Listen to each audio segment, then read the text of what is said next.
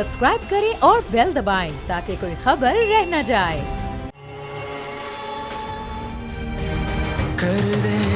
बिस्मिल्लाहिर्रहमानिर्रहीम, अस्सलाम वालेकुम। स्पेशल ट्रांसमिशन में मैं सुमैया रिजवान आपको वेलकम कहूँगी। नाज़रीन, ये सवाल आजकल बड़ा उठाया जा रहा है कि कोरोना का पीक गुजर चुका है या फिर आने वाला है। ये सवाल हर कोई कर रहा है क्योंकि आदाद-ओ-शुमार ये बताते हैं कि सूरत हाल पाकिस्तान में खासी बेहतर हो गई है। और ये सवाल अहम बना हुआ है कि हम इस वक्त कहाँ खड़े हैं। क्या हम वाकई सूरत हाल जो है वो बेहतरी की तरफ पाकिस्तान में जा रही है या फिर मुतासरीन जो हैं वो बढ़ रहे हैं। अगर हम आदाद-ओ-शुमार को इकट्ठा कर देखें तो दुनिया भर में इस वक्त कोरोना मुतासरीन की तादाद 1,26,00,000 से ऊपर जा चुकी है। 5.5 लाख से ज्यादा अफराद इस वबा के आगे अपनी जिंदगी हार चुके हैं, जबकि जो शिफायाब होने वाले अफराद हैं उनकी तादाद है 73 लाख के लगभग।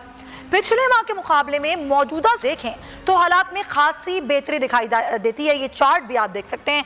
पूरी दुनिया में ही केसेस के तनासुब में कमी आई है। कोरोना का जोर भी टूटा है और पाकिस्तान जहां पिछले माह तक मुल्क में यौमिया मुतासरीन की तादाद तेजी के साथ बढ़ रही थी, अब कोरोना केसेस की तादाद 10 लाख से जाने की पेशगोइयां भी हो रही थीं। रोज़ाना 600 केसेस रिपोर्ट हो रहे थे और कई सौ अफराद ज़िंदगी की बाजी भी हार रहे थे। लेकिन अब अगर हम इन नंबर्स को देखें नाज़रीन तो इनमें वाज़ेह बेहतरी आई है। जुलाई अब ख़त्म होने को है और केसेस की तादाद जो है वो 2.5 लाख के लगभग है।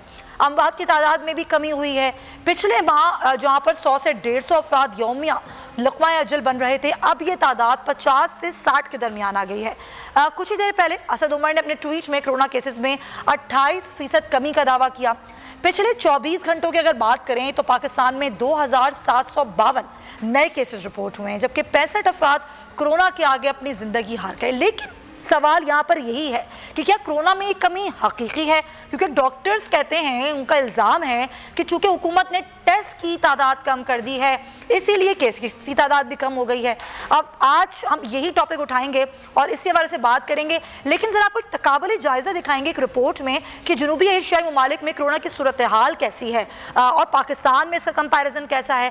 पाकिस्तान में भारत और बांग्लादेश के मुकाबले में सूरत हाल कदरे बेहतर है, लेकिन कोरोना में ये कमी आखिर कितनी है, इसे बात करने के लिए हमारे साथ मौजूद हैं। हम जरा बात करेंगे कोरोना को लेकर पाकिस्तान कहाँ खड़ा है। कराची स्टूडियो से मुझे ज्वाइन कर रहे हैं सीनियर सहाफ़ी तज़कियाकार नज़ीर लगारी साहब। बहुत शुक्रिया लगारी साहब आपका। लाहौर स्टूडियो से हमारे साथ मौजूद हैं YDA पंजाब के पैटर्न इन चीफ हैं डॉक्टर आतिफ चौधरी साहब। डॉक्टर साहब आपका भी बहुत शुक्रिया। और डॉक्टर कैसर सज्जाद हैं, सेक्रेटरी जनरल हैं पाकिस्तान मेडिकल एसोसिएशन के। डॉक्टर साहब आपका भी बहुत शुक्रिया। आपसे गुफ्तगू आगाज़ करना चाहूँगी डॉक्टर आतिफ चौधरी। मुझे बताइएगा डॉक्टर साहब कि ये अभी जो सूरत हाल हमने बताई, तकाबुली जायज़ा भी हमने दिखाया, लेकिन असल सवाल ये है कि अभी हम कहाँ खड़े हैं कोरोना को लेके। क्या वाकई जो पीक की हम बात कर रहे थे वो पीक आ चुका है, आके गुजर चुका है? वाकई कोरोना की सूरत हाल पाकिस्तान में बेहतर हो गई है? YDA क्या समझती है? एक तो आपका बड़ा शुक्रिया कि आपने कोरोना अवेयरनेस के लिए एक प्रोग्राम चूज़ किया।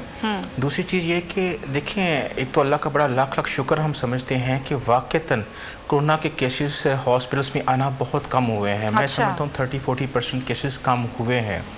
दूसरी चीज़ ये कि इस चीज़ का एक पहलू भी है, मुस्बत पहलू ये है कि अल्लाह ताला ने हम पर करम किया है। हमारी कोई ऐसे इक़दामात या ऐसी चीज़ें नहीं थी जो दुनिया से बहुत बेहतर थी, या हम ये समझें कि हमने दुनिया से बहुत ज़्यादा काम किया था तो और हमने कोरोना पे काबू पा लिया। मैं इसे सिर्फ़ और सिर्फ अल्लाह ताला का करम तस्वर करता हूँ कि कोरोना ने पाकिस्तान को वैसे हिट ही नहीं किया जैसे इसने बाकी दुनिया को किया था, और इस पूरी कौम को अल्लाह का शुक्र अदा करना चाहिए।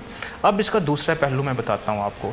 आप याद करें कि कोरोना पहले भी आगाज़ के अंदर पाकिस्तान में बहुत तेज़ी से नहीं फैल रहा था, लेकिन गवर्नमेंट ने और पाकिस्तानी कौम ने इसे लाइट लिया।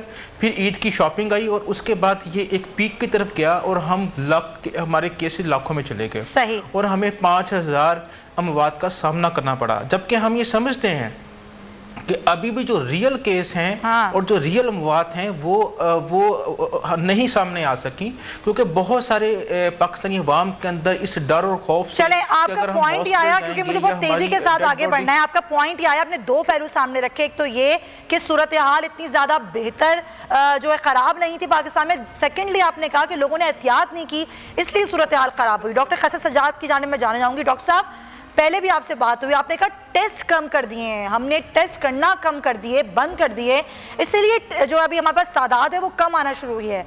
आप अभी भी आप यही कहेंगे या फिर आप ये कहेंगे कि अब सिचुएशन बेहतरी की तरफ जा रही है पाकिस्तान में? बहुत शुक्रिया। बिस्मिल्लाहिर्रहमानिर्रहीम। बात सारी ये है कि देखिए, बज़ाहिर पाकिस्तान में ऐसा लग रहा है कि लोग हॉस्पिटल की तरफ नहीं जा रहे हैं, नंबर ऑफ केसेस भी कम हो गए हैं, नंबर ऑफ डेथ भी हमारे पास कम है।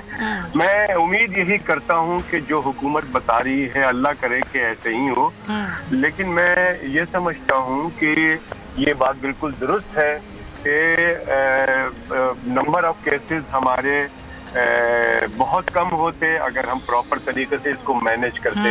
हमने मैनेज नहीं किया शुरू से, ठीक है।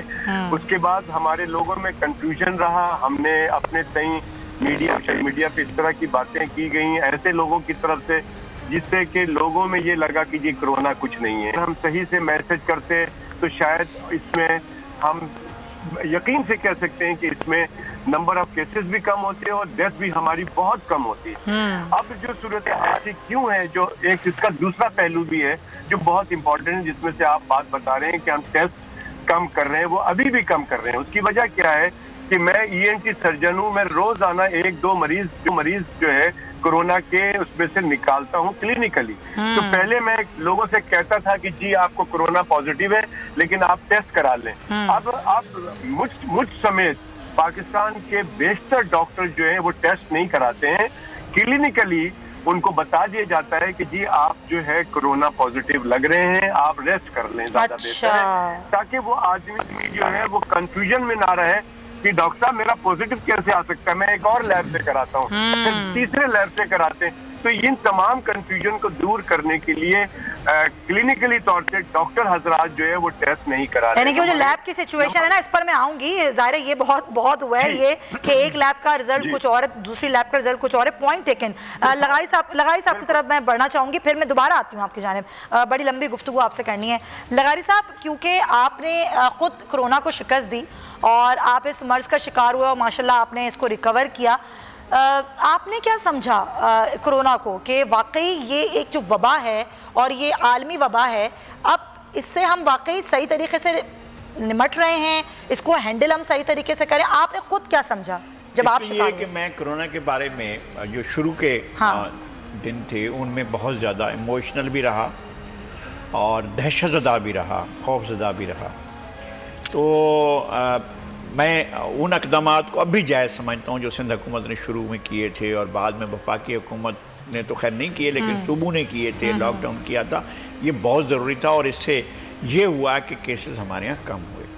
लेकिन उसकी दहशत ज़्यादा थी, ऐसी कि लोग समझते थे कि मौत सर पर आएगी और हमने केसेस देखे थे ऐसे। जो हमारे इस करदू के डॉक्टर साहब का जो उनका इस कोरोना से जाँ बहक होने का वाक़या हुआ था और उनकी जो वो बोलते हुए जिस तरह की उनकी वीडियो वायरल हुई थी, उससे बाकी बहुत खौफ पैदा हुआ था। लेकिन जब मैं आया, मुझे हुआ है और मेरी फैमिली को हुआ है, हम सारे पॉजिटिव हुए, तो मुझे कोई अलामत नहीं थी। मेरी फैमिली में से मेरे वाइफ को 1-2 दिन बुखार हुआ, वो भी ज़्यादा नहीं था, 100 तक गया है। मेरी एक बेटी को भी उतना हुआ, लेकिन बाकी जो थे उनको कोई अलामत जाहिर नहीं हुई। फिर ये मालूम हुआ कि अच्छा ये इतना जानलेवा नहीं है जितनी उसकी दहशत फैली हुई है। लेकिन मेरे ख्याल में वो एहतियाती तदाबीर और वो SOP हर हालत में फॉलो की जानी चाहिए जिसकी तरफ। और आप लोग सब क्वारंटीन हो गए थे अपने घर में? हम क्वारंटाइन हो गए इसलिए कि हम चाहते थे कि अगर हमें हो गया है तो हम किसी और को ना हो, इसलिए हम अपने घर तक महदूद हो गए इस वजह से। और दूसरा ये कि हमें वो हर्ट नहीं कर रहा है, लेकिन ये हो सकता है कि वो किसी और को जाए तो हर्ट करे। हो सकता है कि हमारा इम्यून सिस्टम जो है वो ज्यादा बेहतर हो और हो सकता है किसी और का ज्यादा बेहतर ना हो। और इसमें भी गरीब अमीर की तखसीस नहीं करता है वो, और ये नहीं देखता है कि जनाब वो फला आदमी बहुत अमीर है उसको कम लगना है। तो यानी कि ये जो आपने अमल किया ना, इसको ये जो दुनिया में पहले आई हैं वबाएं और पेंडेमिक्स आए, तो उनको किस तरह से हमने टैकल किया? और जाहिर है अब हम जिस तरीके से लेकर चल रहे हैं कोरोना वायरस को, मैं स्पेसिफिकली अगर पाकिस्तान की बात करूं तो तरीक़ाकार क्या बिल्कुल सही है हमारा? और अगर हमने वाकई टेस्ट कम कर दिए हैं तो जिस तरह से पूरी दुनिया में किया जा रहा है, तो क्या ये सही है तरीक़ाकार कि हम अदाद-ओ-शुमार देखें ही ना? तो डॉक्टर आतिफ साहब, मैं आपकी जानिब आना चाहूँगी। जिस तरह से आपने दो पहलू रखे थे हमारे सामने, तो आपको लगता है वाकई जिस तरह से पहले दुनिया ने आलमी वबाओं का सामना किया और अब ये आलमी वबा जो हमारे सामने आई है, जिस तरीके से हम इसको हैंडल कर रहे हैं, तरीक़ाकार सही है? टेस्ट की तादाद को घटा देना, सही अदाद-ओ-शुमार लेकर ना आना, क्या आप समझते हैं ये सही एक स्ट्रेटजी है? देखें, एक आपने जो तमाम की तमाम वबाएँ हैं जिसका आपने जिक्र किया, ये उन वबाओं के अंदर जो करोड़ों अमवात हुई उसी का डर खौफ था कि इस वबा के दौरान आप देखें WHO और हर मुल्क वो बड़ा ही कॉन्शियस था। उसने कोशिश की कि मैं वबा फैलने से पहले ही हम कोई मेजर्स ले, ऐसे प्रोटेक्टिव मेजर्स ले लें कि वबा ना फैले। रही पाकिस्तान के बाद किसी भी चीज़ को डील करने का अपना ही तरीका होता है। हम ये समझते हैं, ये सिर्फ हम नहीं कह रहे, पूरी दुनिया ये समझती है कि पाकिस्तान ने जो टेस्ट करने चाहिए थे उस मतलूबा तादाद में टेस्ट नहीं किए, ना ही हम रियल जो केस हैं वो रिपोर्ट हो सके। जैसे कैसर साहब ने कहा, अब बड़ा कॉमन देख रहे हैं हम लोग, जो OPDs के अंदर या जो प्राइवेट हॉस्पिटल्स क्लिनिक के अंदर पेशेंट्स आ रहे हैं, अगर उन्हें पता चल जाता है कि उनको अलामात हैं, बुखार है या उनका गला ख़राब है या उनके जिस्म में दर्द हो रहा है और इन्हें अलामत आ रही हैं, तो वो बिल्कुल खुद ही आइसोलेट हो जाते हैं। वो कोशिश करते हैं कि हम टेस्ट ना ही कराएं, क्योंकि वो जिस टेस्ट करवाने के बाद जिस डिप्रेशन से गुजरते हैं या जो उनके जहन में खौफ है कि वो अगर वो हॉस्पिटल जाएंगे तो उनको इंजेक्शन का टीका लगा दिया जाएगा, या अगर उनके खुदा न खास्ता मरीज़ की डेथ हो जाती है तो उसकी लाश को हैंड ओवर नहीं किया जाएगा या उनको दफनाने नहीं दिया जाएगा। ये वो तमाम ऐसे खौफ थे जिन्होंने हमें रियल जो केसेस हैं उन्हें रिपोर्ट करने से आवाम के अंदर रोका। मैं एक बड़ी इंपॉर्टेंट बात कह रहा हूँ कि जिस तरह हमने पहले ईद के और जिस तरीके से अभी डॉक्टर आतिफ साहब जो हैं वो बात कर रहे थे, उसी को हम आगे भी बढ़ाएंगे और उसी पर हम बात भी करेंगे। लेकिन मैं ये बात भी करना चाहती हूँ कि ज़ाहिर है एक तरफ तो कोरोना की वबा है, हमें उससे किस तरह से निपटना है और किस तरीके से हम उसको लेके चल रहे हैं, जो स्ट्रेटजी पाकिस्तान की है उस पर तो हम बात कर ही रहे हैं। लेकिन ज़ाहिर है नाज़रीन, आप जानते हैं हम तरक्की पजीर मुल्क हैं, हमें अच्छी तरीके से अंदाज़ा है कि हमारी हुकूमती मशीनरी, जो हमारी सेहत का निज़ाम है, उस वबा से, कोरोना जैसी वबा से जो कि पेंडेमिक है, उसके मुकाबले के लिए काफ़ी नहीं था। इसके बावजूद हमने इस मुश्किल वक्त का डटकर मुकाबला किया, जिसमें अहम तरीन किरदार जो था वो NGOs का रहा, फलाही इदारों का, जो कि राशन की तकसीम के लेकर टेस्ट के निज़ाम, फिर अस्पताल में बेहतर तबी सहूलियत, यानी कि अस्पताल तक की क़याम तक बहुत अहम किरदार अदा किया हमारे इन NGOs ने, और हर मुमकिन इक़दाम उठाते रहे। तो आज ट्रांसमिशन के दूसरे हिस्से में पूरी वबाई सूरत हाल के दौरान जो NGOs का किरदार है उस पर हम बात करेंगे। तो हमें कराची स्टूडियो से ज्वाइन करें आलमगीर वेलफेयर ट्रस्ट साहब। बहुत शुक्रिया निसार साहब, आपने हमें आज ज्वाइन किया। और ज़ाहिर है अगर ये NGOs ना हों, ये फलाही इदारे ना हों, तो सूरत हाल कैसी होगी और कैसी हो सकती थी। अगर हम आलमगीर वेलफेयर ट्रस्ट की बात करें, अगर हम दूसरे इदारों की बात करें, जिस तरीके से उन्होंने काम किया और अभी तक काम कर रही हैं इतने महीनों से, तो उन्होंने किस तरीके से इस वबा को टैकल किया, ज़रा इस पर भी हम बात करते हैं। तो निसार साहब, जब से कोरोना वायरस का पहला केस आया 26 फरवरी से लेकर अब तक की सूरत हाल, कुछ अरसे तक कराची में एक सख्त लॉकडाउन भी हुआ, जब बहुत परेशानी में तमाम तर लोग आया, NGOs आगे बढ़ी, उन्होंने राशन की तकसीम से लेकर लोगों के घरों तक टेस्ट की सहूलियात, फिर अस्पताल का क़याम, अस्पतालों में वेंटिलेटर्स की सहूलियात पहुँचाना। किस तरीके से आपने अपनी चीज़ों को तरतीब दिया? ऑलरेडी आप लोग के पास डाटा भी होता है ज़ाहिर लोगों का, तो वो उस डाटा से कितनी मदद मिली आपको? बहुत शुक्रिया बोल टेलीविज़न का शुक्रिया कि आलमगीर वेलफेयर ट्रस्ट को ऑन बोर्ड लिया और वक्तन फ़वक्तन लेते भी रहते हैं। देखिए, सिचुएशन ये थी कि जब कोविड-19 के हवाले से ज़ाहिर दिसंबर से ये सिचुएशन नज़र आ रही थी पूरी दुनिया में, और उसके बाद जब 26 फरवरी को पाकिस्तान में पहला केस नज़र आया और हम लॉकडाउन की तरफ गए, तो ज़ाहिर है कि एक नेशनल पेंडेमिक की सिचुएशन थी, बल्कि यूनिवर्सल पेंडेमिक थी। तो ऐसे में फलाही इदारों का किरदार जो है वो हमेशा से हर तरह के, जब भी इस तरह के मामला की कोई कैटास्ट्रोफिक इवेंट्स आते हैं तो उसमें बढ़ जाता है।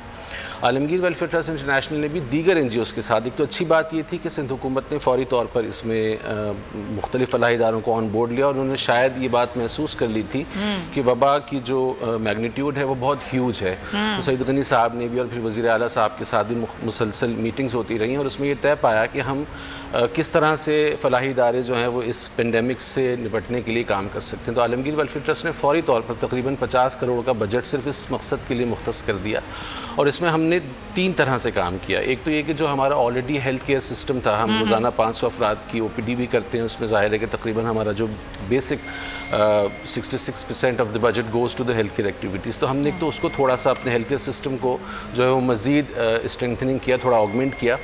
लेकिन साथ साथ और फौरी सिचुएशन थी वो ये था कि जैसे कि जब भी कोई कैटास्ट्रफी आती तो हमें ये मालूम होता है कि हमारे पास 3 तरह की सिचुएशन होती है, रिलीफ होता है, रिहेबिलिटेशन होता है, रेस्क्यू होता है। रेस्क्यू में ज़ाहिर है कि फ़ौरी तौर पर हमने रिलीफ का काम करना शुरू किया। रेस्क्यू की सिचुएशन जो है वो चूँकि इतना बड़ा पेंडेमिक था कि उसके हवाले से तो टेस्टिंग की सहूलियात भी उस वक्त मौजूद नहीं थी और दीगर सारे मामला जो है वो इस तरह के थे। तो हमने कोशिश ये की कि हम फ़ौरी तौर पर राशन के हवाले से काम शुरू कर दें। इस हवाले से पाकिस्तान रीजन्स के साथ भी मुसलसल राब्ते में रहे और फिर आलमगीर ट्रस्ट का जो अपना एक राशन डिस्ट्रीब्यूशन सिस्टम है वो तरीक़ाकार ये होता है कि वो बग़ैर किसी क्योस को मचाए बग़ैर जो है उस काम को किया जाता है। तो तकरीबन 20 करोड़ रुपए का राशन तो उस पहले जो फेज़ जो था आलमगीर वेलफेयर ट्रस्ट ने उसमें राशन डिस्ट्रीब्यूट किया। डेटाबेस मौजूद होता है आलमगीर ट्रस्ट के पास, वैसे ही मौजूद होता है। और सिचुएशन इसमें ये थी कि लॉकडाउन की वजह से ज़ाहिर कोरोना इफेक्टीज़ सिर्फ बीमारी से ही इफेक्टेड नहीं थे बल्कि वो लोग थे कि जो रोज़गार के हवाले से, और हमने इसमें फ़ौरन आवाज़ ये उठाई कि अगर हुकूमत ने भी राशन बांटने की कोशिश की लेकिन जाहिर है वो उतने कामयाब नहीं। क्या आपसे मदद लेने की कोशिश की हुकूमत ने, सिंध हुकूमत ने, क्योंकि ऑलरेडी आपके पास डाटा होता है कि भाई आपको ज़्यादा पता होता है किस इलाके में किस तरीके से आप चीज़ों को, राशन को पहुँचा सकते हैं।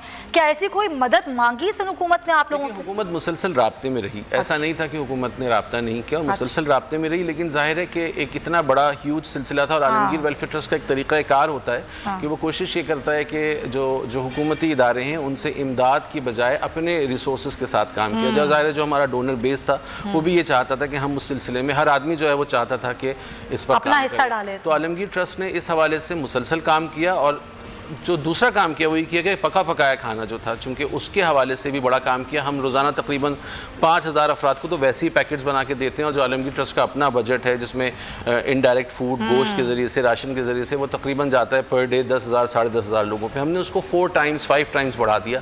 50,000 अफराद को रोज़ाना खाने का जो सिलसिला शुरू किया गया, ये पहले फेज़ की बात थी। फिर जब जाहिर है कि लेकिन अच्छा ये तो हो गया पहला फेज़, मैं आऊँगी आपकी जानिब और फिर हम अब जो सूरत हाल है उस पर भी हम अब आलमगीर वेलफेयर ट्रस्ट किस तरीके से काम कर रही है। लेकिन आप जानते हैं नाजरीन की कोरोना की जंग लड़ना आसान तो नहीं था। अब ये जंग कितनी महंगी है, कितनी सस्ती, तो हम आज आपको बताएंगे आसान और सस्ते तरीक़ों से भी कोरोना से बचा जा सकता है। घर, ख़ानदान और बच्चों को महफूज रखा जा सकता है। ये जो बोल महफूज पाकिस्तान की जो ट्रांसमिशन है, जो एक मुहिम है बोल की, ये कोई आज से तो हम नहीं कर रहे। आप जानते हैं कि जब से ये पेंडेमिक आया है, जब से हम आपको आगाही भी दे रहे हैं, आपके मसाइल भी सुन रहे हैं, एक डॉक्टर ऑनलाइन मुहिम भी हमने शुरू की थी। तो हम हर तरीके से बोल न्यूज़ आपके साथ खड़ा है, आपके मसाइल के हल के लिए, आपको आगाही देने के लिए। लगारी साहब, अभी हम जो वेलफेयर ट्रस्ट की बात कर रहे थे, चाहे आलमगीर वेलफेयर ट्रस्ट हो, चाहे JDC हो, ईदी फाउंडेशन हो, जिस तरीके से ये तमाम तर फलाही इदारे काम करते हैं, ये तो पेंडेमिक है लेकिन उसके बावजूद इस तरीके से ये लोग काम करते हैं, वो तो ज़ाहिर ख़राज तहसीन को पेश किया जाना चाहिए। लेकिन अभी जिस तरीके से पेंडेमिक में इन लोगों ने काम किया, आप क्या कहेंगे अगर ये फलाही इदारे ना होते तो फिर क्या होता? एक तो ये कि इनका बेमिसाल काम था। ऐसी सोसाइटीज़ में जहाँ लोगों का ट्रस्ट रियासत के इदारों पर कम होता है, वहाँ पर इनके लिए स्पेस होता है कि ये जाकर लोगों के लिए काम करते हैं। जो पायनियर्स थे इसके आलमगीर वेलफेयर ट्रस्ट के, वो बाकमाल लोग थे। वो इतने बड़े लोग थे और हैं जिन लोगों ने एक बड़े विजन के साथ इस काम को शुरू किया। हमारे शहीद रज़ाक टेस्टी थे जो इस आलमगीर वेलफेयर ट्रस्ट के बानियों में थे। चौधरी निसार साहब थे, चांदना साहब थे, निसार साहब बैठे हैं, शकील देलवी साहब हैं। ये कमाल लोग हैं कि जिन्होंने अपना ज़िंदगी का नस्बुलैन ये बनाया है कि जहाँ इंसान दुखी है, जिस घर में खाने को कुछ नहीं है, जिस घर में ज़िंदगी की बुनियादी सहूलत नहीं है, एक तो वहाँ पहुँचना है।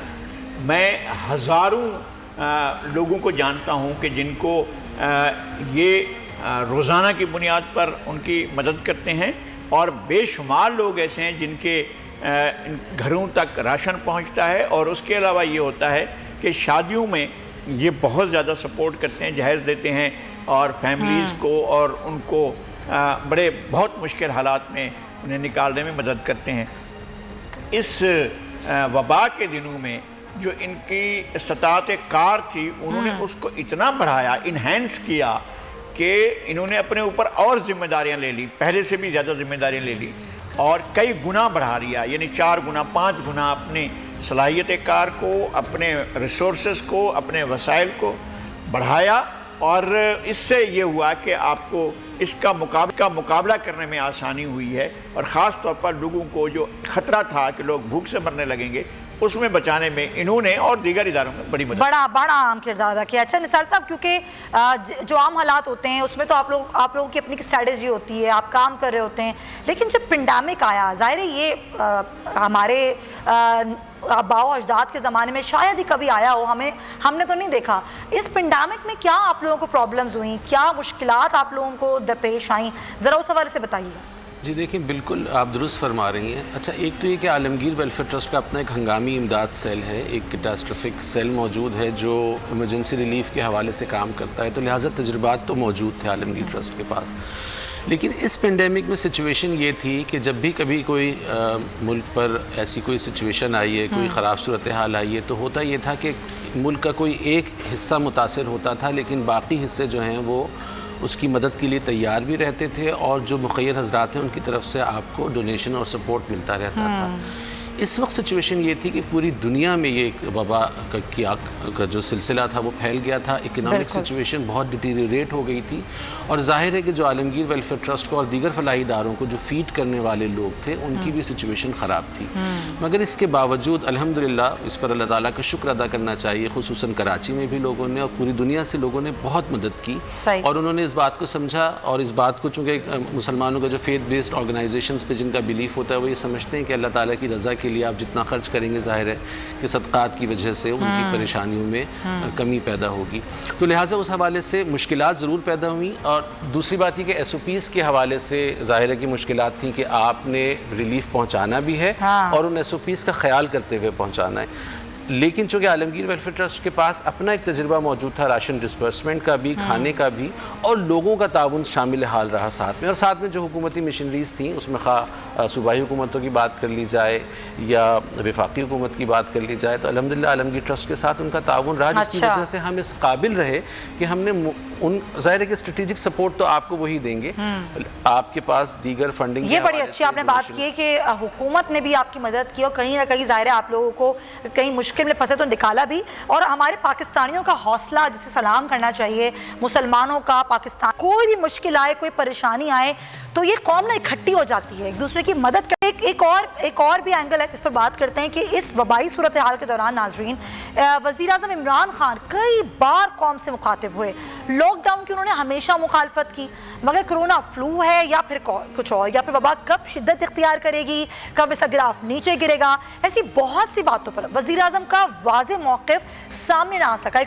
अब बयानात में बार बार तब्दीली वजह हो सकती है, कोई यूनिफॉर्म पॉलिसी ना होना, वफाक और सूबों का एक पेज पर ना होना, कौन सी वजह है जिसके बायस आवाम ने SOP पर अमल ना किया। अभी कुछ दिनों पहले का अगर वज़ीर आज़म का बयान को मैं दोहरा दूं, जिसमें वज़ीर आज़म ने ये कहा कि हमें SOP पर अमल करना होगा, अगर हमने ना किया तो ईद उल अज़हा पर सूरत हाल बहुत ख़राब हो सकती है, जिसे हमने ईद उल फितर पे किया था, अगर हमने इस ईद पर ऐसा किया तो फिर प्रेशर पड़ेगा। तो लगारी साहब, बयानात को बार बार बदलना, पहले कहना ये एक फ्लू है, फिर कहना फ्लू नहीं है, किसने कहा ये फ्लू है, कभी लॉकडाउन की मुखालिफत करना, एक यूनिफॉर्म पॉलिसी ना होना, वफाक और सूबों का एक पेज पर ना होना, कितना नुकसान पहुंचाया है इस चीज़ ने हमें। मेरे ख्याल में वज़ीर आज़म को शायद उनका अपना परसेप्शन था कि इससे ज़्यादा नुकसान नहीं होगा, अगरचे नुकसान एक जान का भी बहुत ज़्यादा होता है। और हमारे यहाँ तो 4000 से भी ज़्यादा अमवात चली गई थी और नुकसान भी हुआ और लोग इसमें मुब्तला भी हुए। और मैं उन लोगों में हूँ जो पॉजिटिव हुए थे और जिनको इस वायरस भी किया था।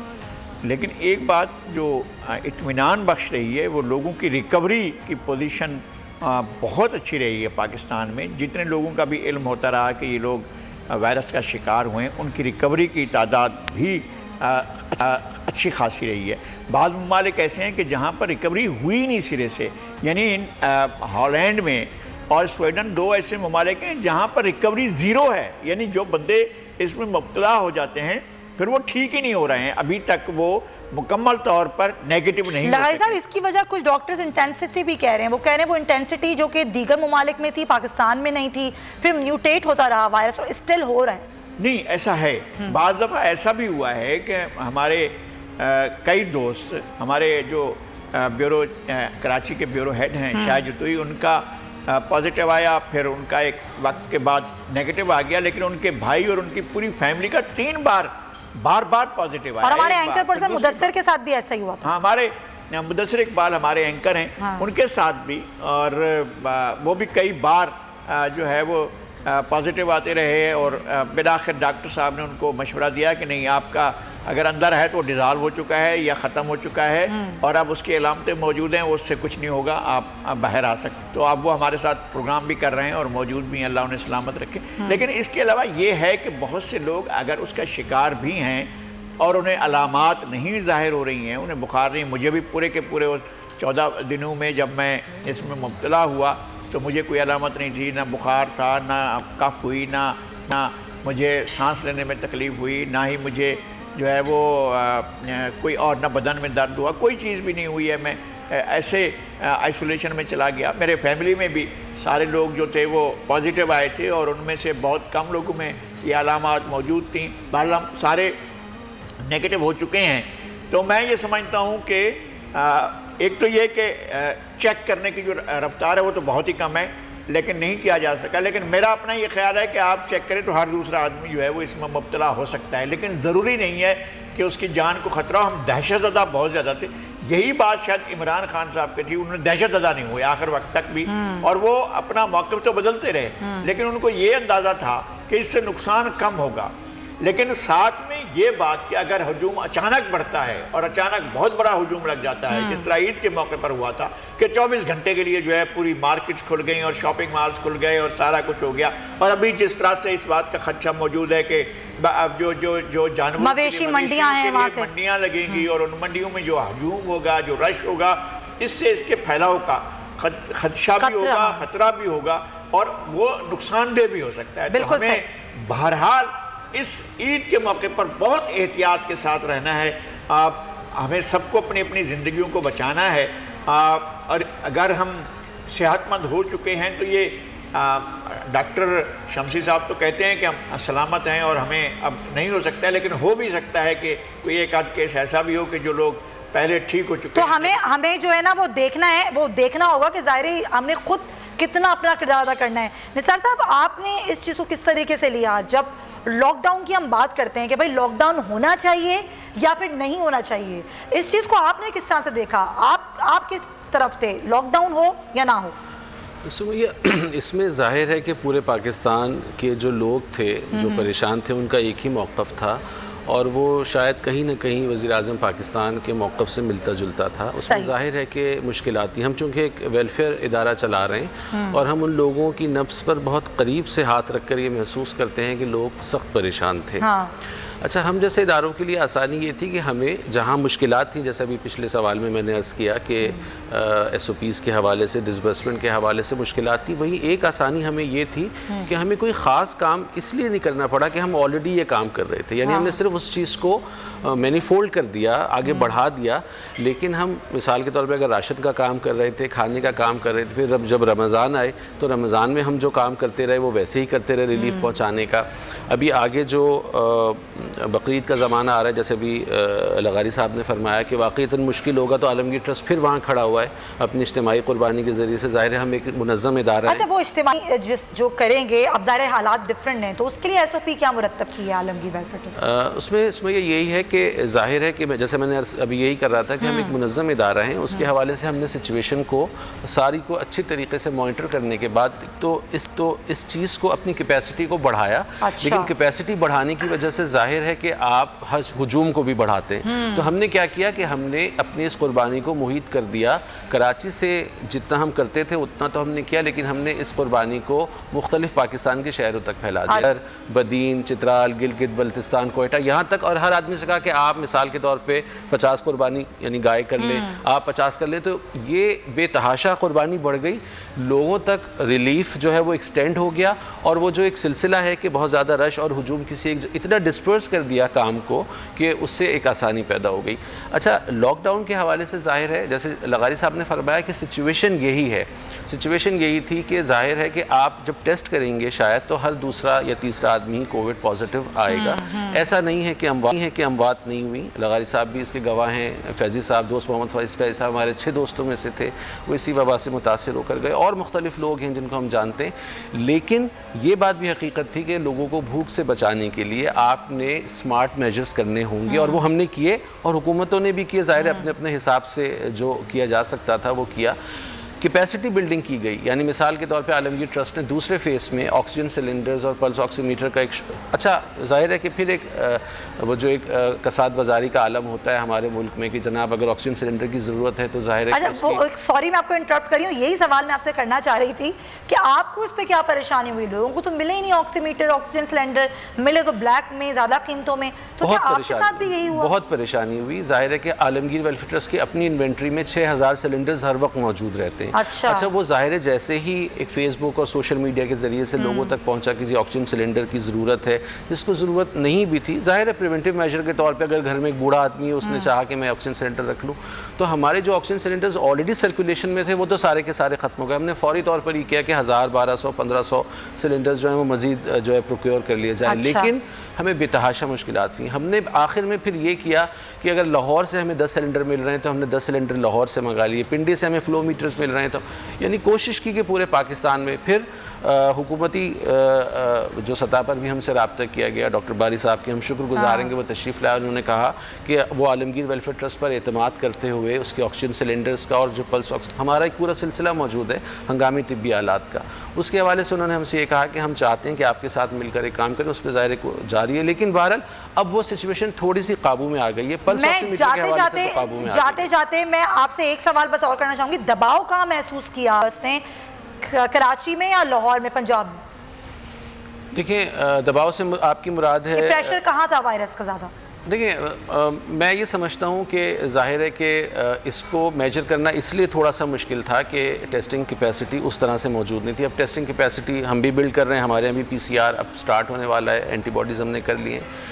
ज़ाहिर है मुख्तलिफ जगहों पर थे। कराची में चूँकि हम ज़्यादा बड़ा काम कर रहे हैं, जब आप एक बड़े शहर में काम कर रहे होते हैं तो आप ज़ाहिर दबाव भी ज़्यादा महसूस करते हैं। यहाँ पर हर दूसरा आदमी जब आपके पास आके ऑक्सीजन सिलेंडर की डिमांड करता है तो आप ज़्यादा महसूस करते हैं। पिंडी में, लाहौर में ज़ाहिर है आपकी काम यानी आलमगीर ट्रस्ट के काम का उतना मैग्नीट्यूड नहीं है जितना कराची जैसे कॉस्मोपॉलिटन शहर में है, तो दबाव भी यहीं ज़्यादा महसूस किया गया। लेकिन बहरहाल लोगों का ताउन, आप जैसे इदारों का ताउन, मीडिया का ताउन और हुकूमती सतह पर जो है वो सराहा जाता रहा, जिसकी वजह से आलमगीर ट्रस्ट ने कोशिश की कि अपने कामों को। चले, आपका भी बहुत शुक्रिया। ज़ाहिर है आप अगर आप फलाई इदारे ना हों तो ज़ाहिर सूरत हाल बहुत मुख्तलिफ होगी। बहुत शुक्रिया आपका निसार साहब और लगाई सब। नाज़रीन, welcome back to the transmission. और जिस तरीके से ब्रेक पर जाने से पहले मैंने आपको बताया था कि हम बात करेंगे कि मईशत को किस तरह से इस कोरोना की वबा ने नुकसान पहुंचाया और स्टिल पहुंचा रही है। अच्छा, बात यहाँ पर पाकिस्तानी मईशत की तो होगी नाजरीन, लेकिन दुनिया भर की मईशत को किस तरह तबाह किया है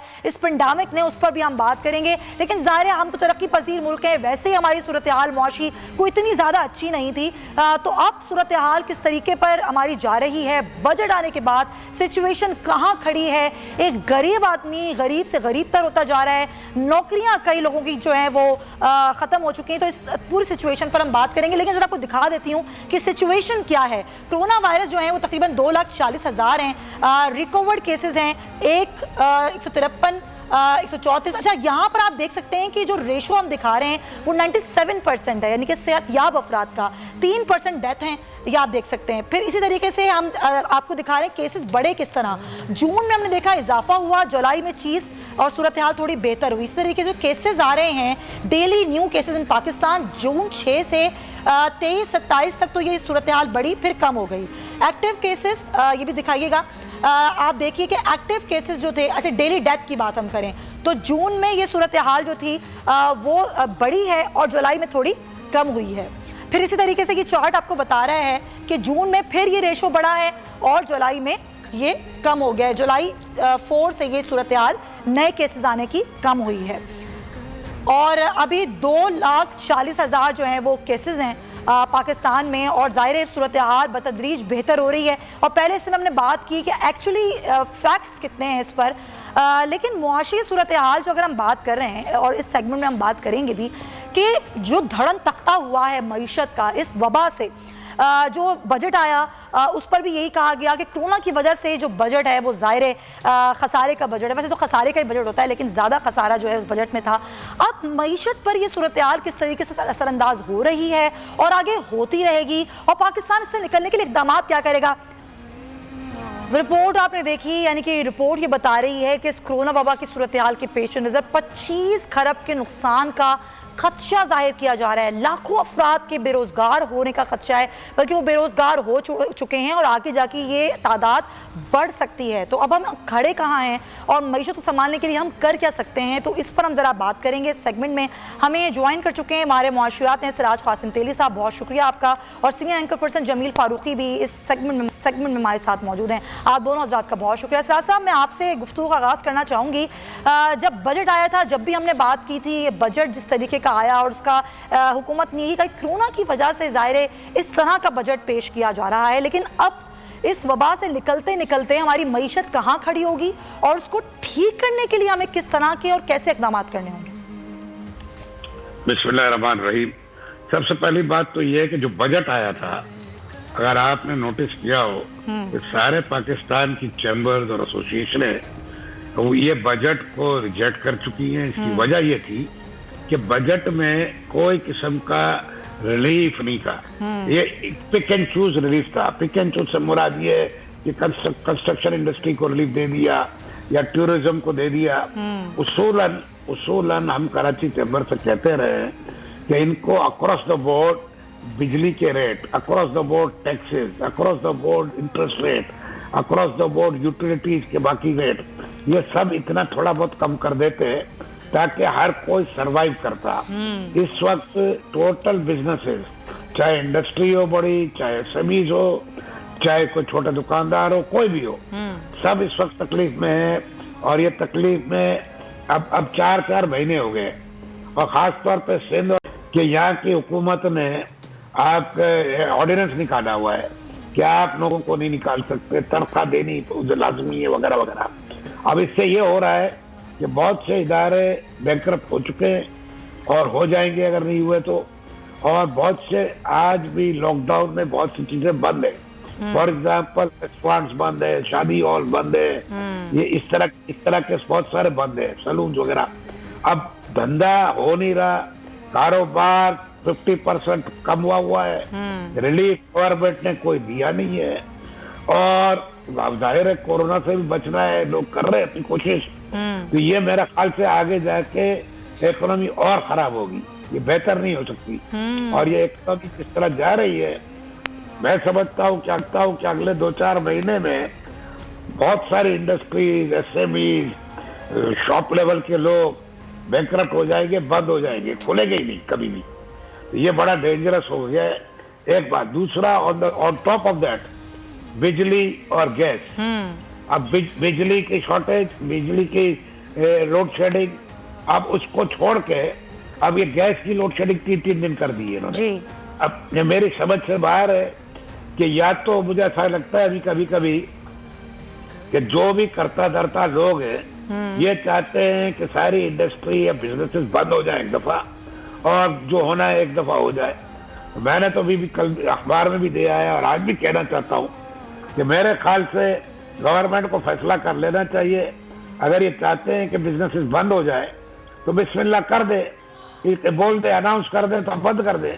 इसलिए ये जो हालात है इसमें अगर अनाउंस नहीं भी करेंगे और इस तरह चलता रहा तो बहुत सारे बिजनेसेस बंद हो जाएंगे। आप सही कह रहे हैं, आप सही कह रहे हैं। हालात तो अच्छे नहीं हैं और इसकी वजह सिर्फ कोरोना नहीं है। अगर हम बात करें कि हमने बिजली की कीमतें बढ़ा दी, पेट्रोल की कीमतें बढ़ा दी, पहले हमने कम की फिर बढ़ा दी, फिर गैस की शॉर्टेज, आप सही कह रहे हैं, बहुत सारी चीज़ें हैं और शायद हुकूमत नॉन इंटेंशनली ऐसा नहीं कर रही है। जमील, मैं आपकी जानिब आना चाहूँगी।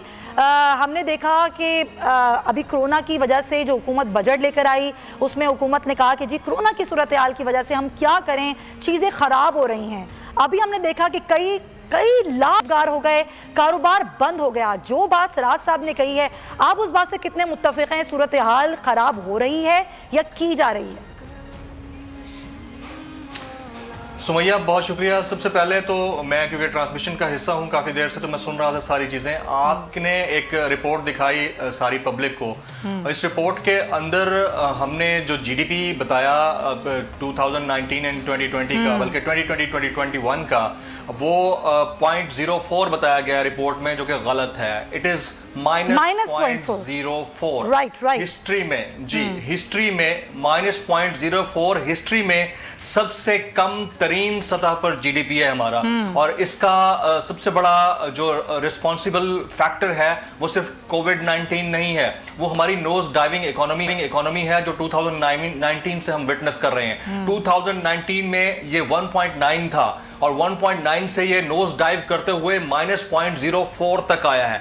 यानी 2018 में जो गवर्नमेंट आई है, 2019 तक उसके जो फैसले थे, उन फैसलों की वजह से जीडीपी रेशो आपकी उतनी बेहतर ना रही। आपको 2 मिनी बजट लाना पड़े, लेकिन उसके बावजूद आप नहीं ला सके। अब बात कर लेते हैं कोविड-19 फैक्टर की। ग्लोबल पैंडेमिक है, एक इंटरनेशनल फिनोमेना है। दुनिया की सबसे बड़ी और मजबूत तरीन मईशतें इससे तबाही के दहाने पर पहुंची हैं। अमेरिका जैसी सुपर पावर हिल गई है। इटली, स्पेन, चाइना, इन मईशत में वो हालात देखे हैं जो शायद तारीख में इन्होंने नहीं देखे थे। तो जब वो इस तरह के मामला से नबरदार में आए, तो इंडिया, पाकिस्तान या बांग्लादेश कौन सी बड़ी चीज है? पाकिस्तान के अंदर पर कैपिटा इनकम आप देख लें, गरीब तरीन ममालिक में से एक मुल्क है। इसी तरह बांग्लादेश से भी बहुत नीचे हैं हम पर कैपिटा इनकम के हवाले से। तो इस सारी सूरत हाल में भी अगर हम ये कहें कि इसमें गवर्नमेंट का कसूर है, तो हम गवर्नमेंट को भी कसूरवार नहीं ठहरा सकते।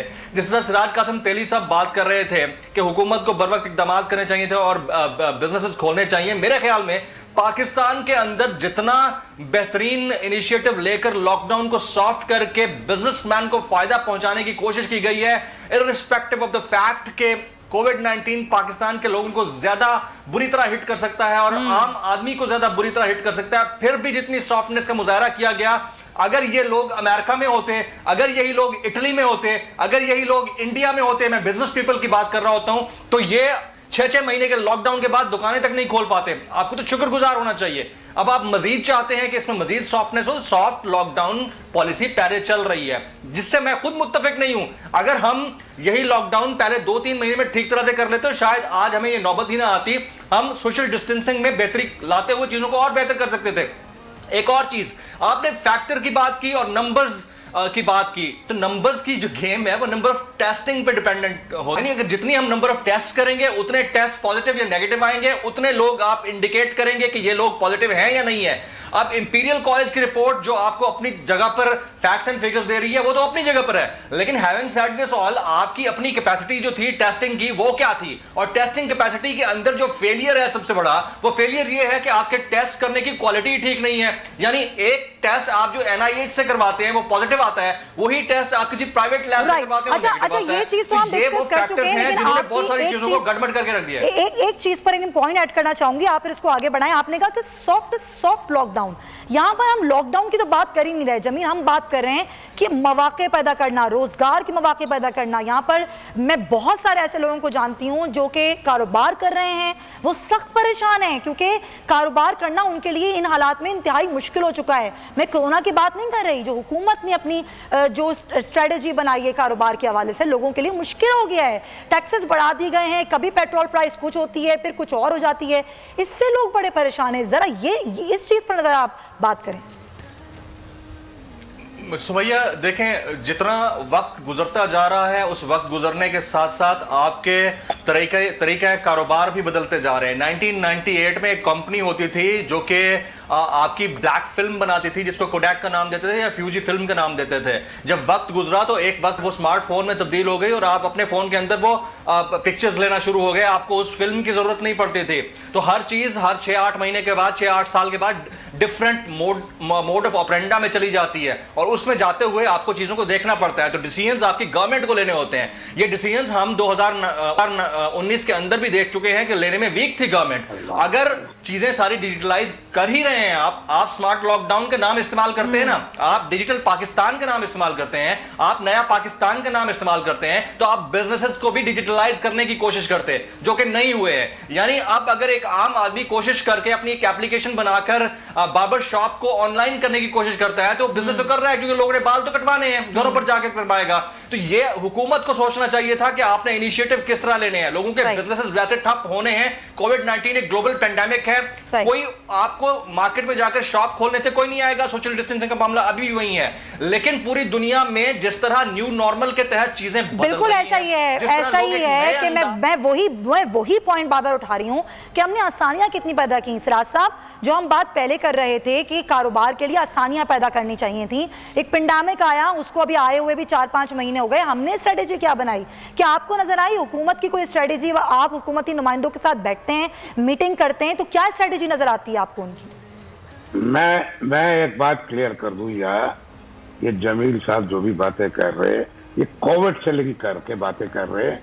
कोविड में गवर्नमेंट ने अच्छा काम किया है, उसमें कोई शक नहीं है, मगर इकोनॉमिकली सर्वाइवल पैकेज दिया है गवर्नमेंट ने। आपको ये मुझे बता दे कि कोई ये बजट में क्या ऐसी चीज थी कि इकोनॉमिकली सर्वाइवल करने के लिए, लोगों को अपने को बचाने के लिए या नुकसान कम करने के लिए कोई काम किया है? यहाँ तो बजट में इन्होंने जो टारगेट भी बनाया है और 3,900 का, वो सब चीजें वही है जैसे इनके हिसाब से तो कोविड है ही नहीं। और सिवाय कंस्ट्रक्शन इंडस्ट्री को और टूरिज्म को छोड़ के इन्होंने कहाँ पे कौन सी चीज ऐसी की है जिसमें बिजनेसेस को रिलीफ मिले, चाहे इंडस्ट्री हो चाहे कोई हो। एक चीज मुझे बता दे, कोई रेट कम किया है टैक्स का? कोई इन्होंने यूटिलिटीज के रेट कम किए, उनके बढ़ाए? मेरा पॉइंट क्या है कहने का कि देखो, कोविड की वजह से, लॉकडाउन की वजह से बहुत अच्छा किया होगा, फिर भी उसके बावजूद लोगों को आज कारोबार का वो लेवल नहीं है जो था। एक minute let me finish please. Corona की वजह से जो सेल और जो वॉल्यूम्स और जो धंधा था वो 50-60% पे खड़ा है। जो 40% डाउन हुआ है उसकी वजह से हर किसी को लॉसेज है। अब वो लॉसेज के लिए कॉस्ट ऑफ डूइंग बिजनेस नीचे नहीं जा रहा, बढ़ रहा है, और ना ही कहीं से रिलीफ आया है। तो आप क्या समझती हो कि बिजनेस सर्वाइव कर जाएंगे? सही। मैं आपको कह रहा हूँ, आज ये रिकॉर्ड कर ले आप कि ये गवर्नमेंट ने कोई रिलीफ नहीं दिया और इसी तरह चलता रहा, जो लॉकडाउन में बड़ा अच्छा काम किया है। मगर अगले 6 महीने बाद आप देख रहे हैं कि कितनी बैंकरप्सी है, कितनी इंडस्ट्री बंद हो गई है, कितने रेस्टोरेंट बंद हो गए, कितना क्या बंद हो गया है। मैं बात कर रहा हूँ इकोनॉमी की।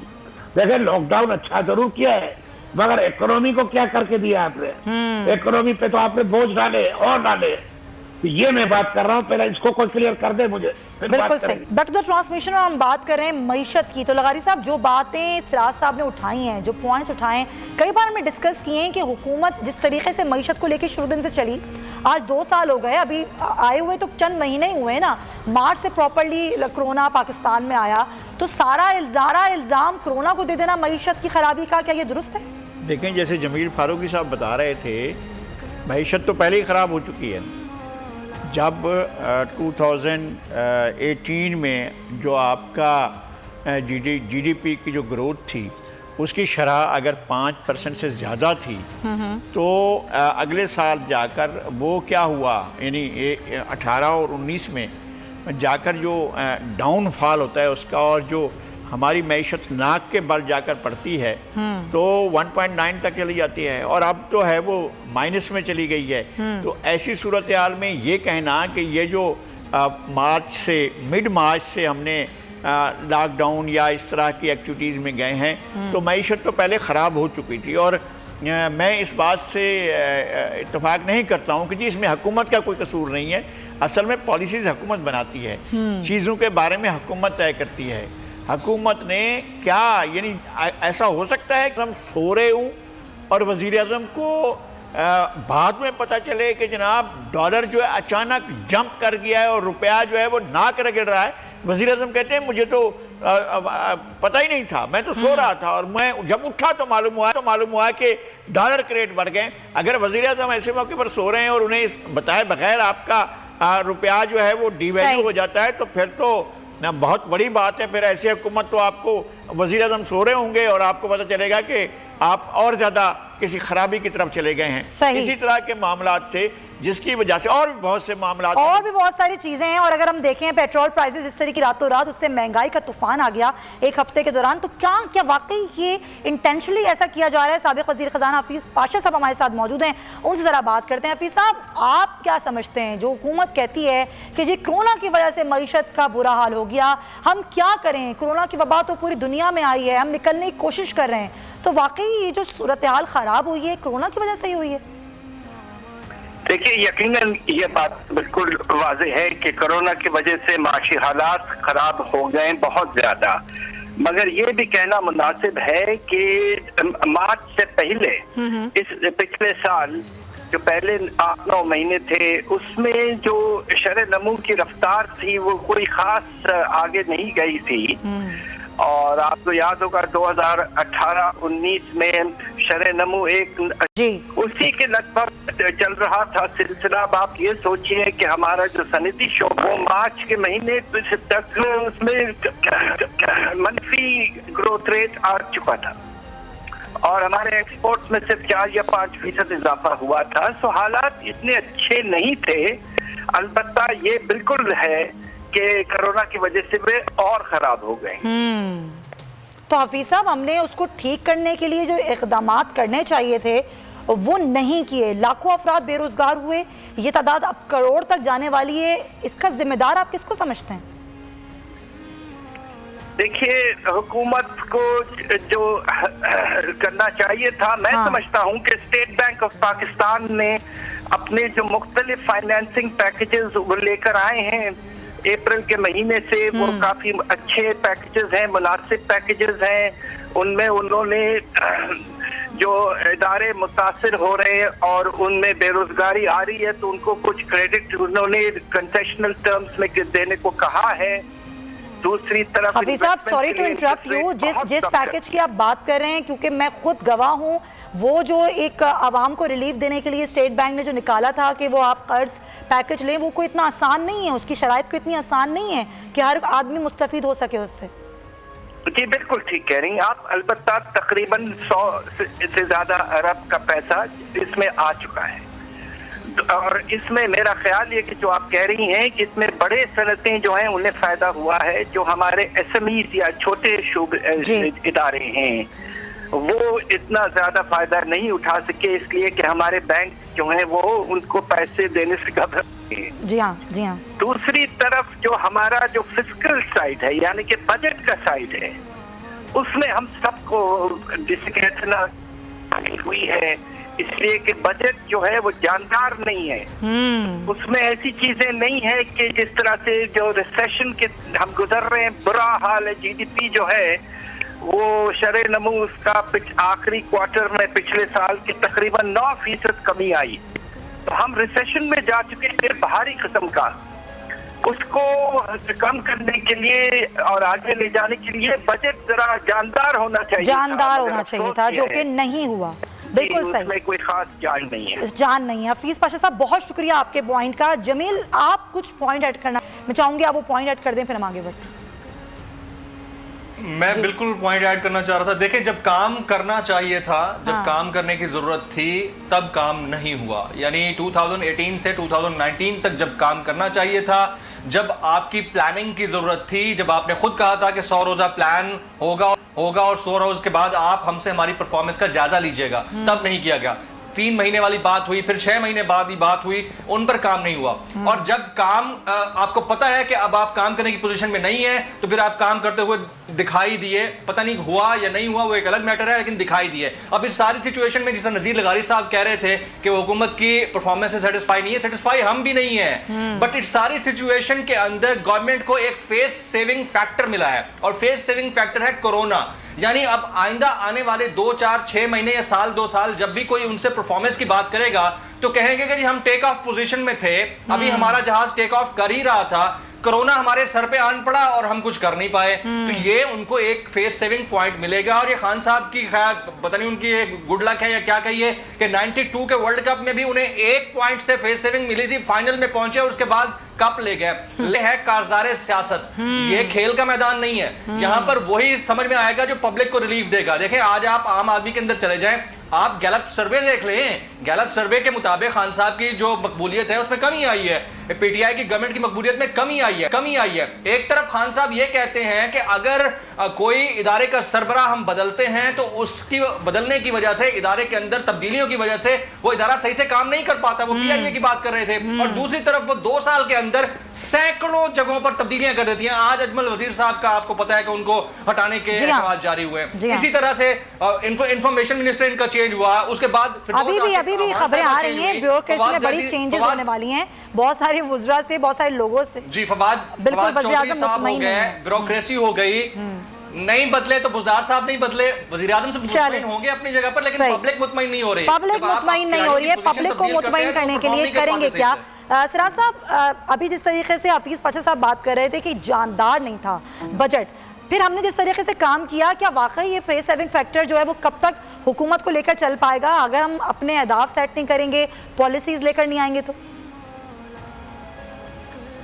मुझसे बात कर रही है? जी बिल्कुल सिराज साहब, आपसे बात कर रही हूँ। मैं ये कह रहा हूँ कि देखें, अब भी वक्त है हुकूमत को जहाँ जहाँ गुंजाइश हो वहाँ रिलीफ दे के बिजनेसेस को जिंदा रखे, इसलिए कि जितना टाइम निकल रहा है बिजनेसेस डूब रहे हैं।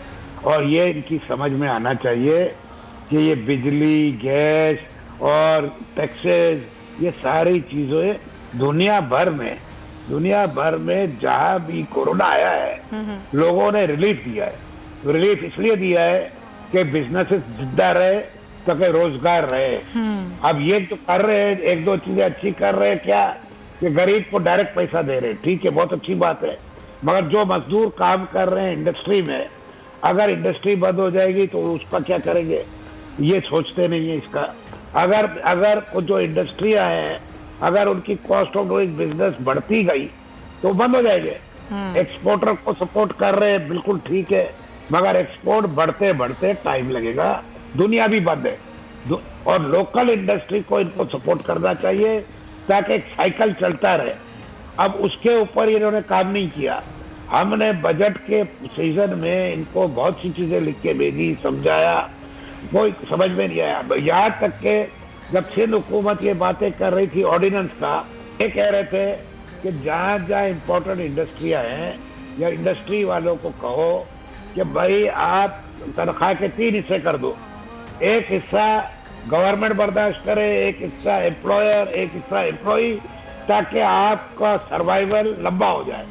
आप 3 महीने के बाद बैंकरप्ट होने के बजाय साल गुजार दो। इस तरह की चीजें करनी चाहिए ना, वो ये इन्होंने सोचा नहीं है। अभी भी मैं ये समझता हूँ कि 4 महीने हुए हैं, कोरोना में बेहतरी हो रही है, ठीक है। इनको बाकी इदारे जो बंद रखे हुए हैं, रेस्टोरेंट्स हैं, शादी हॉल है, बहुत सी छोटी इंडस्ट्रियां है, बंद है, उनको खोल दे, SOPs लगाए ताकि वो अपना कारोबार करे और गाड़ी आगे चले। अगर ये नहीं करेंगे तो वो वैसे डूब जाएंगे। अच्छा, फिर आपने बड़ी इंडस्ट्री, जितना बड़ी इंडस्ट्री है उतनी ज्यादा तकलीफ है। अच्छा, ये जो बात हो रही थी अभी बैंकों की, जो हफीज शेख साहब कर रहे थे, जी हाँ, हफीज उसमें एक कमेंट में करना चाहता हूँ जी कि वो बिल्कुल सही कह रहे थे कि ये बड़ी इंडस्ट्रियों को, बड़े लोगों को फायदा हुआ है। जी हाँ। और उन्होंने अपने महंगी लोन को स्वैप करके सस्ती लोन में डाल दिया है थ्रू वेजेस की वजह से। मगर इनको कोई स्कीम ऐसी लानी चाहिए थी, ठीक है, जिसमें वो छोटे लोग जो नेट में नहीं है, उनको लेकर आते नेट में, वो बेचारे लोग जिनके कारोबार नहीं चल रहे वो इस स्कीम से फायदा उठाते। वापस आते हैं अपनी ट्रांसमिशन पर और हमें आप ज्वाइन कर चुके हैं माहिर मुआशरत डॉक्टर अशफाक हसन साहब। बहुत शुक्रिया डॉक्टर साहब।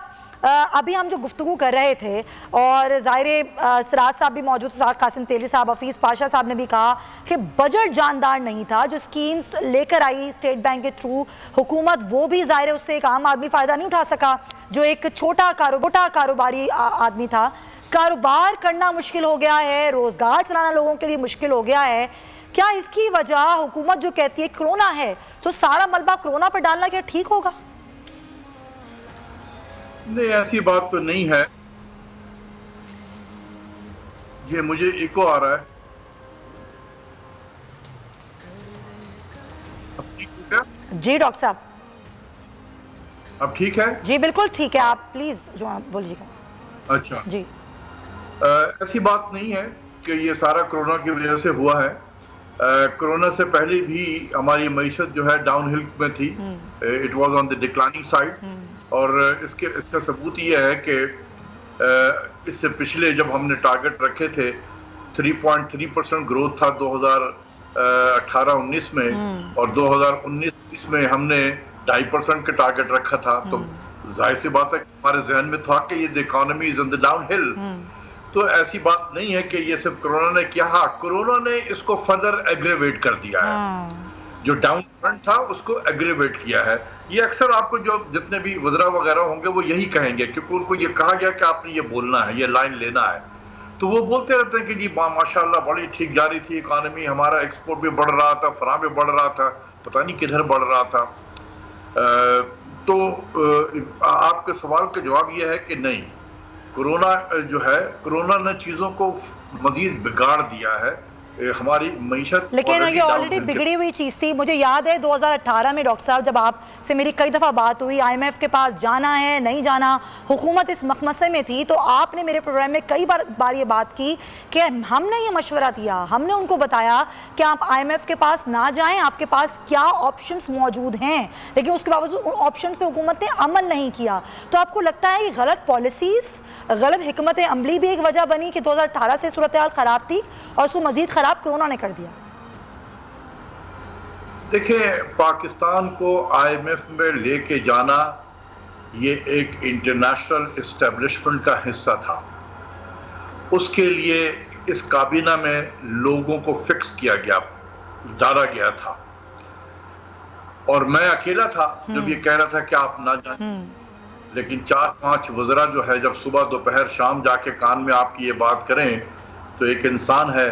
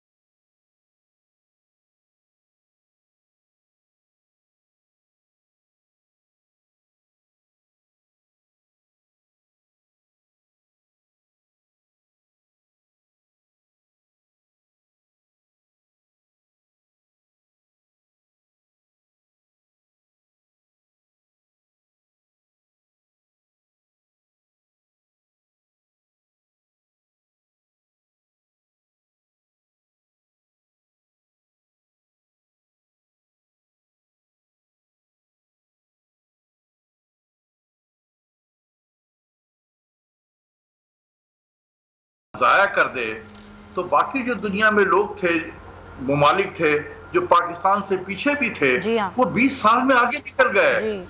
बांग्लादेश से क्लासिक एग्जांपल, जिसको हमने वो 71 में क्या काला बंगाली ये वो कहकर हमने उसको निकाल बाहर किया, आज वहां से आगे निकल गया। क्योंकि हमारी गाड़ी रुक गई 20 साल लॉस्ट डिकेड में।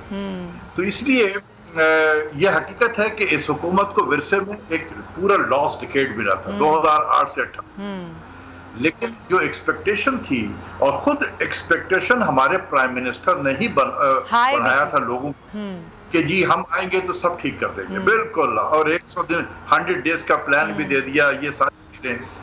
लेकिन वो ये भूल गए कि इतने बड़े चैलेंज हैं, उसके लिए आदमी चाहिए था। मुश्किल ये था कि उनके पास जो लोग थे जो काबीना में, वो बहुत सारे ऐसे थे जो फर्स्ट टाइम नौकरी कर रहे थे एज ए वजीर, कोई तजुर्बा नहीं था। तो देखें, आप जितने भी पढ़े लिखे हो जाए, तजुर्बे का कोई नेवल बदल नहीं है। गवर्नमेंट को चलाना इतना आसान काम नहीं होता है। सही। तो किसी के पास ज्यादातर जो वजीर थे उनको कोई तजुर्बा था ही नहीं, बिल्कुल। तो इसलिए जो आज हम देख रहे हैं, जो हालात है हमारी जो 8 से 18 का जो डिकेड था, उसमें हमने तमाम अपने इंस्टीट्यूशंस को तबाह किया, मुल्क में कर्जों के अंबार लगा दिए। ये वो 8 से 18 में यही हुआ है। तो इंस्टीट्यूशन हमारे तबाह हो गए, चाहे वो स्टेट बैंक ले लें, चाहे वो वजारत खजाना ले लें, प्लानिंग कमीशन ले लें, सिक्योरिटीज एंड एक्सचेंज कमीशन ले लें, यू नेम इट। आप ऑयल एंड गैस की मिनिस्ट्री ले लें, पेट्रोलियम की मिनिस्ट्री ले लें, पावर, वाटर एंड पावर की मिनिस्ट्री ले लें, इस सब में अब सलाहियतें नहीं रही हैं। ये इरोड किया गया है। मेरे नज़दीक ये डेलिबरेट अटेम्प्ट था कि तमाम कैपेसिटी को इरोड कर दो, ताकि पाकिस्तान का जो डिपेंडेंस हो वो एक कंसल्टेंट पे हो जाए। इसीलिए आप देखेंगे बहुत सारे कंसल्टेंट आपको मिलेंगे, इवन प्राइम मिनिस्टर के कैबिनेट में है वो जो बने हुए हैं स्पेशल असिस्टेंट, वो क्या है, डिपेंडेंस उनके ऊपर हो गई है। तो जब आप कंसल्टेंट पर डिपेंडेंस करेंगे फॉर डिलीवरेंस, तो वो कंसल्टेंट भी कहीं से आया हुआ होता है, डॉलर में पैसे भी लेगा और कहीं से एजेंडा किसी और का होता है, फिर आपका एजेंडा नहीं होता। तो ये जो हम देखते हैं कि ऑयल एंड गैस की मिनिस्ट्री में जो प्रॉब्लम हो रहे हैं, पावर के सेक्टर में जो मिनिस्ट्री हो रही है, ये GIT बन जाती है, रिपोर्ट आ जाते हैं, उसके बाद क्या होता है? कुछ भी नहीं होता है। चीनी का रिपोर्ट आ गया, आटे का रिपोर्ट आ गया, लोगों को आइडेंटिफाई कर दिया। डॉक्टर साहब, बस मैं चाहूंगी इस पर शॉर्ट कमेंट करें, क्योंकि आप महंगाई की बात करें, चीनी कमीशन रिपोर्ट आती है, चीनी की कीमत वहीं रहती है, आटे की कीमत बढ़ गई है, पेट्रोल की कीमतें रातों रात बढ़ गई, बिजली की कीमतें बढ़ गई हैं। ये IMF की शराइत पर जो हम अमल कर रहे हैं, अभी भी IMF वो कहता है अगली किस्त जब जारी करेंगे, जब आप और महंगाई करेंगे, कीमतें और बढ़ाएंगे, तो कहाँ जाकर है ये हमारी सूरत हाल, कहाँ जाते हुए देख रहे हैं आप इसको 1-2 सालों में? देखिए, मैं इस अदारे को बहुत अच्छी तरीके से जानता हूँ। इसका यही है, SOP जो है ना, स्टैंडर्ड ऑपरेटिंग प्रोसीजर, वो यही है। इसी चीज के लिए तो मैं मना करता रहा था प्राइम मिनिस्टर को, आपके हाथ से सब चीजें निकल जाएंगी, और वही ऐसी हो रहा है। लेकिन ये जो हमारे यहाँ महंगाई, अभी आटे और चीनी की आपने बात की है, इसमें मैं ये कहूँगा कि ये रेट ऑफ द स्टेट जब कमजोर हो जाए तो हर शख्स आजाद हो जाता है कीमतें फिक्स करने के लिए। कराची में आपने देखा कि दूध की कीमत ओवरनाइट 120 रुपए kg हो गई। क्या हुआ? शोर मच गया, अखबार में आ गया, टीवी पे आप लोगों ने चला दिया कि 120 रुपया हो गया। उसके बाद क्या हुआ? कल को 150 कर दे तो क्या होगा? तो जब आप मार्केट में जाएं, किसी चीज के बारे में पूछें कि क्या कीमत है, जो कीमत वो बता दे, आप अल्लाह का शुक्र अदा करें कि उसने वही बोला है। अगर वो 200 बोल दे 100 की जगह आप पे, क्या कर लेंगे? आप क्या कर लेंगे? बड़ी आपने मजे की बात की है डॉक्टर साहब, बहुत शुक्रिया आपका डॉक्टर अशफाक हसन साहब, कि आप क्या उखाड़ लेंगे अगर वो आपको 300 रुपये कीमत बता दे कि भाई केले मिल रहे हैं, आप क्या कर लेंगे आप उसका? अच्छा, हमने देखा पेंडेमिक में ऑनलाइन बिजनेस बहुत अच्छा चला और अच्छा चल रहा है, ऑनलाइन की तरफ लोग बहुत जा रहे हैं। तो इसी पर हमने बात करने के लिए दावत दी। अमित काशान साहब हमारे साथ मौजूद हैं, फूड पांडा के मार्केटिंग डायरेक्टर हैं। बहुत शुक्रिया आपका अमित काशान। ये बताइएगा, इस पेंडेमिक में ऑनलाइन बिजनेस बहुत ज़बरदस्त तरीके से आगे बढ़ा, क्या बताएंगे? जो आपकी प्रोडक्शन थी, जो आपका बिजनेस था, वो किस तरीके से आगे बढ़ रहा है इस पेंडेमिक में? आपको क्या फ़ायदा हुआ?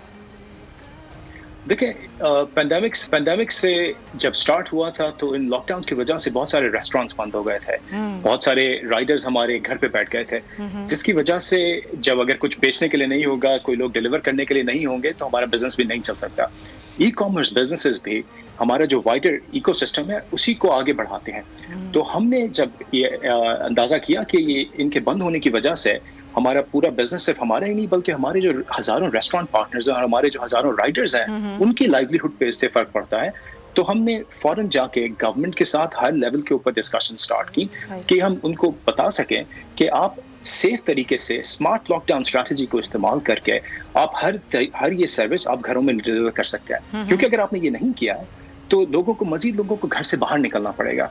जब वो घर से बाहर निकलेंगे तो ये तो उसका रिवर्स हो रहा है जो आप चाह रहे हैं कि आपको घर से बाहर निकलने का मौका हमने कम से कम देना है ताकि आप अपने आप को और अपनी फैमिली को कोविड से महफूज रखें। ना उसके बाद जब हमने ये स्ट्रैटेजीज डिस्कस की गवर्नमेंट के साथ, उसके बाद से हमारा बिजनेस जो है सब्सटेंशियली ग्रो किया। सिर्फ हमारा नहीं, तमाम ई कॉमर्स इंडस्ट्री से किया है, क्योंकि लोगों ने डिस्कवर किया कि मैं घर बैठे जो चीज़ मुझे बाहर जाके बाजार में गर्मी में ढूंढनी पड़ती है वो मैं जाके एक क्लिक के ऊपर मुझे फूड पैंडा से मिल जाती है।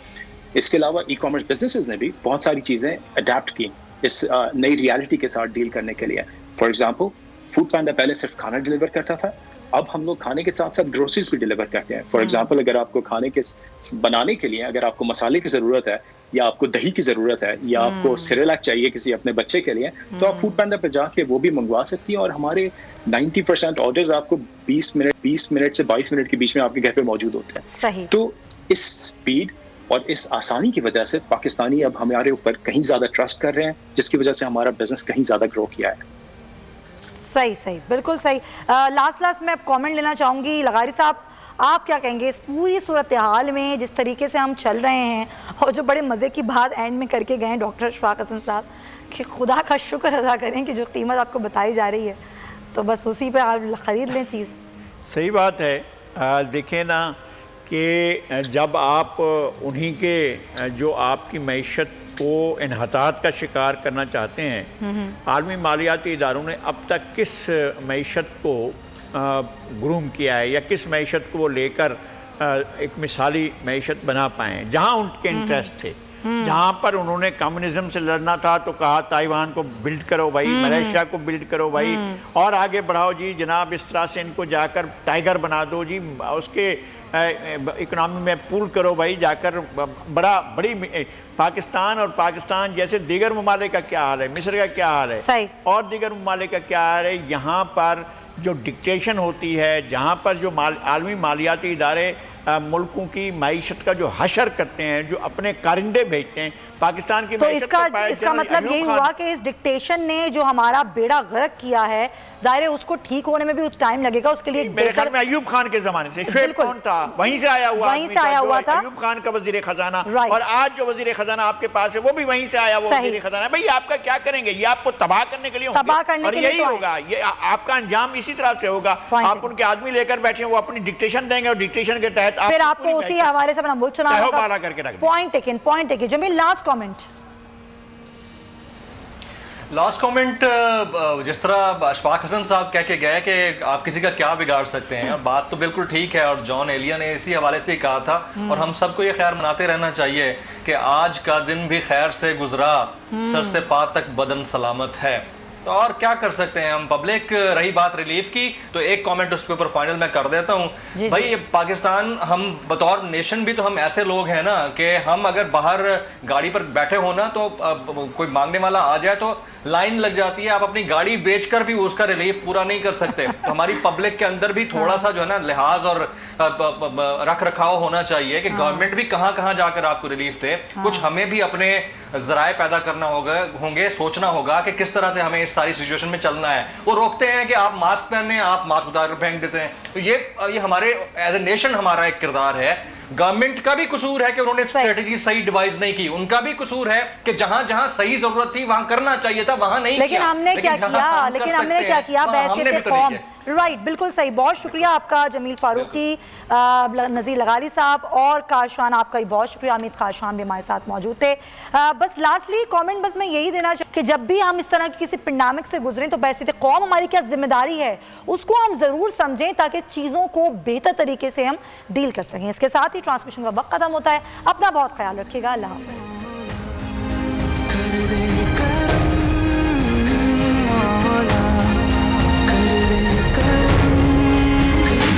पैगाम महफूज पाकिस्तान। सब्सक्राइब करें और बेल दबाएं ताकि कोई खबर रह न जाए।